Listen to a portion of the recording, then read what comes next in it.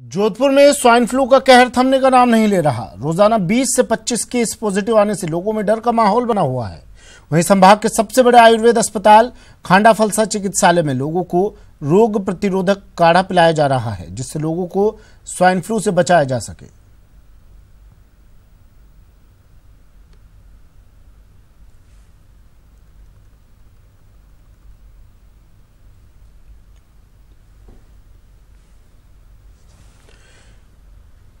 तो जोधपुर की तस्वीरें दिखा रहे हैं आपको। अस्पताल में मरीजों की लाइन लगी हुई है और रोजाना यहां जो आंकड़ा सामने आ रहा है, रोज यहां पर 4 मौतें हो रही हैं स्वाइन फ्लू से। आंकड़ा आपको बता देते हैं, 220 से ज्यादा अब तक पॉजिटिव मिल चुके हैं। लेकिन सरकार कितनी गंभीर है, यह अंदाजा इस बात से लगाया जा सकता है कि लगातार मौतों का आंकड़ा स्वाइन फ्लू पीड़ितों का बढ़ रहा है। मेरे सहयोगी हमारे साथ जुड़ गए हैं, सचिन शर्मा जोधपुर से हमारे साथ जुड़ गए हैं, शाकिर कोटा से, कपिल उदयपुर से हमारे साथ जुड़ गए हैं। सबसे पहले जोधपुर लिए चलते हैं आपको। सचिन, जोधपुर में लगातार मौतों का आंकड़ा बढ़ रहा है, लगातार पॉजिटिव केसेस सामने आ रहे हैं, क्या कुछ व्यवस्था है वहां अस्पतालों में, क्या कर रहा है प्रशासन?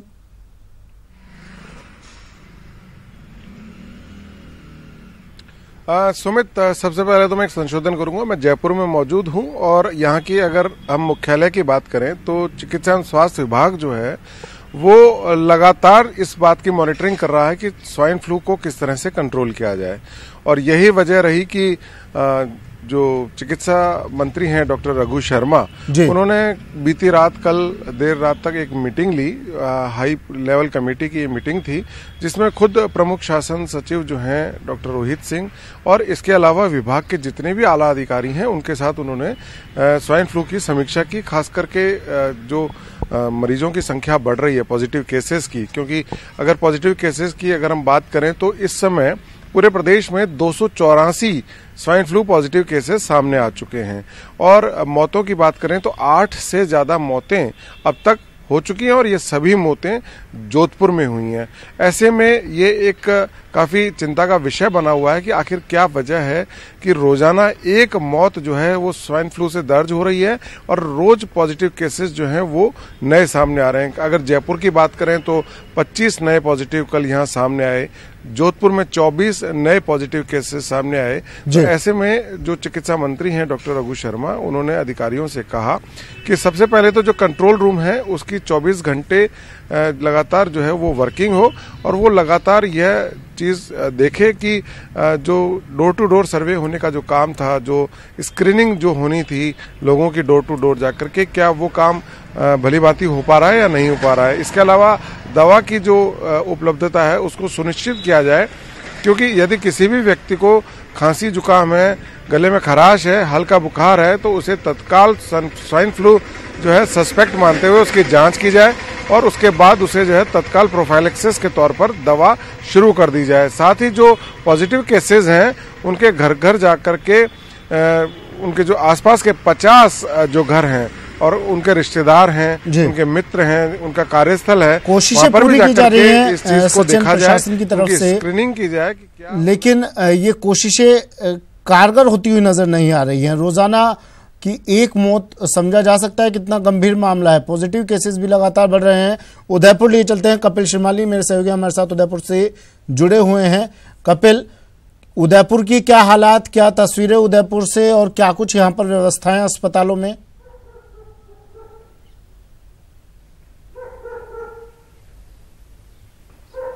पिछले 2 दिनों की अगर बात की जाए तो राहत की खबर है। कल एक भी मरीज स्वाइन फ्लू का सामने नहीं आया। हालांकि कई लोगों की जांच जरूर की गई लेकिन एक भी पॉजिटिव मरीज सामने नहीं आया। ऐसे में चिकित्सा महकमे ने कुछ राहत जरूर ली। लेकिन नए साल की बात करें तो कुल 14 मरीज अब तक स्वाइन फ्लू पॉजिटिव सामने आ चुके हैं, जिसमें से 6 मरीजों का उदयपुर के एमबी चिकित्सालय के स्वाइन फ्लू वार्ड में इस समय इलाज चल रहा है।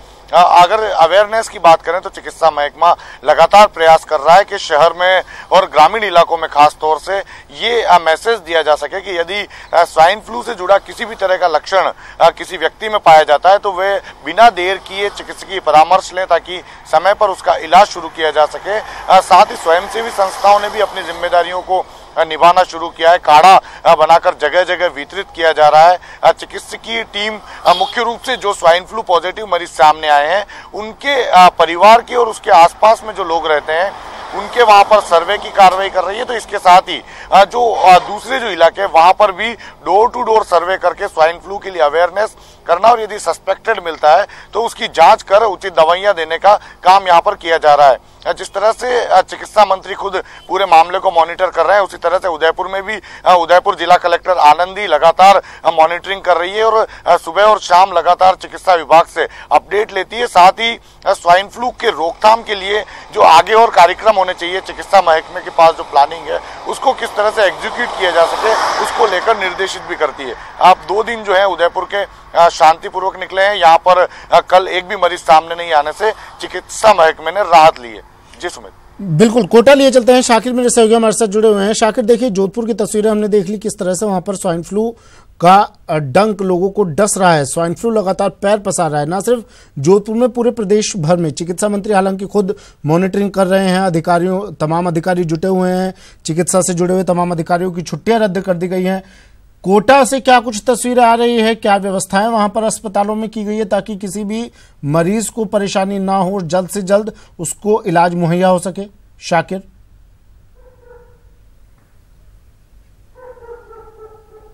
जी बिल्कुल सुमित, कोटा में भी जो है व्यवस्थाएं दुरुस्त की गई है। मेडिकल कॉलेज में एक वार्ड बनाया गया है। इसके अलावा MBS और JK लोन अस्पताल में भी एक अलग आइसोलेटेड वार्ड बना दिया गया है। लेकिन राहत की बात इस बार कोटा में यह है कि उतनी तादाद में स्वाइन फ्लू पॉजिटिव केसेस सामने नहीं आए। जो पिछले साल जो आंकड़े आए थे उसने प्रशासन को हिला के रख दिया था, डिपार्टमेंट को हिला करके रख दिया था। 40 से ज़्यादा मौतें पिछले साल जो है स्वाइन फ्लू से हुई थी और 600 से ज़्यादा पॉजिटिव मामले आए थे। लेकिन अब तक की बात करें जनवरी महीने की तो फिलहाल जो है अब तक जो है 8 मामले जो है पॉजिटिव सामने आए हैं। इसके अलावा एक जो महिला स्वाइन फ्लू मरीज थी उनकी मौत हुई है।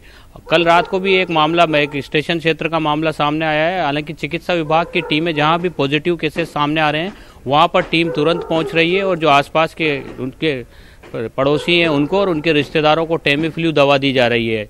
अवेयरनेस की बात की जाए तो अवेयरनेस के लिए लगातार जो है टीमें जो है मैदान में जा रही है और कॉलोनियों में जा रही हैं और कई सारी जो कच्ची बस्ती वाले इलाके हैं वहां पर पहुंच रही है। कल क्योंकि कैबिनेट मंत्री शांति धारीवाल का एक गृह जिला है और वो यहीं पर मौजूद थे तो उन्होंने भी अधिकारियों को निर्देश दिए। चिकित्सा विभाग के अधिकारियों के साथ उन्होंने बात की और पूरा रिव्यू किया स्वाइन फ्लू को लेकर के कि क्या स्थिति है और निर्देश दिए कि ज़्यादा से ज़्यादा जो है रोकथाम के प्रयास जो हैं वो ठोस किए जाएँ, प्रभावी तरीके से किए जाएँ।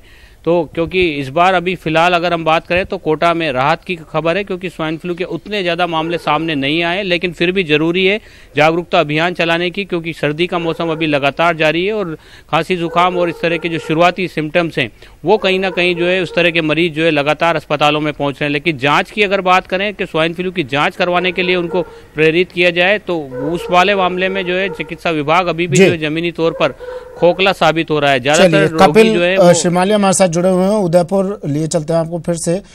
कपिल, डॉक्टर्स क्या कुछ कह रहे हैं, क्या कुछ सावधानी बरतने के लिए कह रहे हैं प्राथमिक स्तर पर मरीजों को, और क्या इसकी पहचान स्वाइन फ्लू की डॉक्टर्स बता रहे हैं ताकि शुरुआती स्टेज में ही लोग लापरवाही ना करें, तुरंत अस्पताल पहुंचे?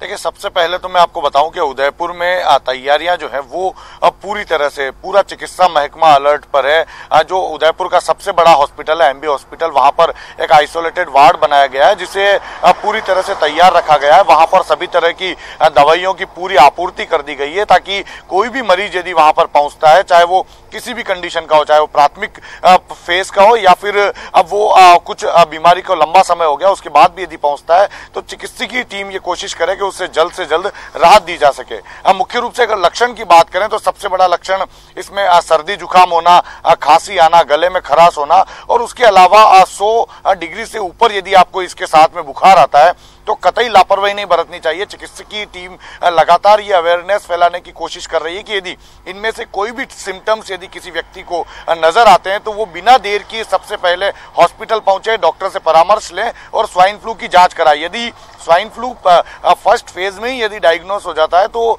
उसका जल्द से जल्द इलाज किया जा सकता है। उसे उचित टैबलेट्स देकर उसे प्रॉपर ट्रीटमेंट करके उसे भयावह रूप लेने से पहले ही रोका जा सकता है। तो चिकित्सकीय दल ये चाहता है कि ज्यादा से ज्यादा सस्पेक्टेड मरीज उनके पास आ जाए ताकि पॉजिटिव आने से पहले या तो उन्हें रोका जा सके, और यदि वे स्वाइन फ्लू पॉजिटिव है तो उन्हें ट्रीटमेंट देकर उनका जो बीमारी है उन्हें उससे दूर किया जा सके। सचिन मेरे सहयोगी जयपुर से जुड़े हुए हैं हमारे साथ। सचिन, स्वाइन फ्लू ये एक ऐसी बीमारी है, हर साल ये अपना डंक डसती है, लोगों को डसती है, हर साल ये बीमारी फैलती है। क्या वजह है इस बार इतनी बड़ी तादाद में इसके पॉजिटिव मिल रहे हैं? और शुरुआत में ही सर्दियां शुरू हुई और शुरुआत में ही कई मौतें स्वाइन फ्लू से हो जाती हैं। क्या प्रशासन की लापरवाही रही या फिर चिकित्सा विभाग देरी से मुस्तैद हुआ इस बीमारी को लेकर?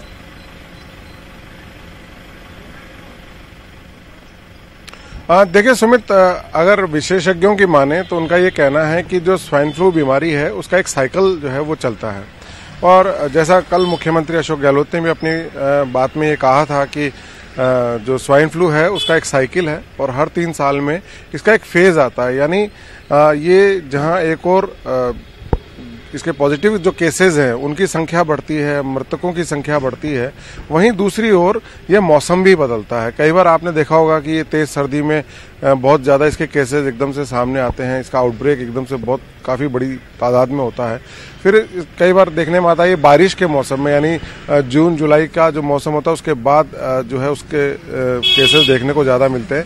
और कई बार जो है भरी गर्मी में यानी मई जून के मौसम में भी स्वाइन फ्लू के केसेस देखने को मिलते हैं। तो ये एक वायरस जो है ये H1N1, ये कहा जाता है कि इसकी जो स्ट्रेन्स हैं, डिफरेंट स्ट्रेन्स हैं, जिसमें कैलिफोर्निया एक स्ट्रेन है, मिशिगन एक स्ट्रेन है।